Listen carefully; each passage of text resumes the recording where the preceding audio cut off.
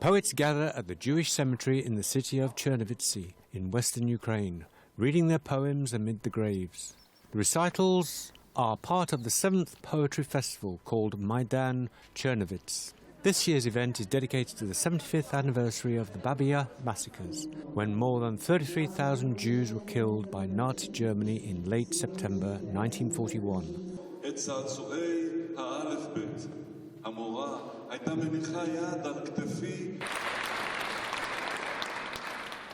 Max Cholek is a German poet with Jewish background. In his works he focuses on events in the past and how they change history.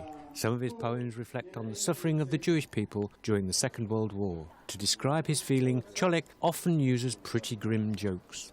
It's a curious situation, you know, as a Jew. It's almost like you're always reading on a cemetery because there's so much destruction in Jewish history.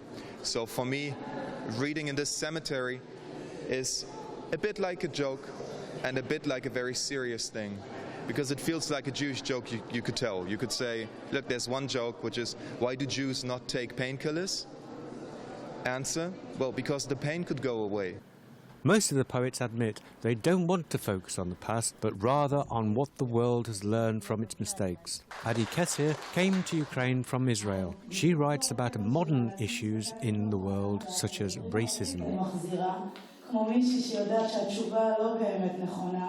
I think we need to think about the past as an action in the present, because there is still a lot of violence in the world. A lot of people getting murdered just for being, who they are. So I think remembering is not enough. It's a question what we do in the present. We need to make an action in the present. Kaiser reads her poems at the synagogue in Chernivtsi. Members of the local Jewish community are among the listeners. The rabbi of the city is also present. It's not a 75th anniversary or any other year. We experienced it as kids, and we still experience it today. It's not just history, because my parents died during the war. If we remember about it, it gives us hope that nothing like this will ever happen again. Both poets and listeners say, so far the world fails to learn from its mistakes. Thousands of innocents still die every day in numerous wars, but they say they will never lose hope for a better future for everyone.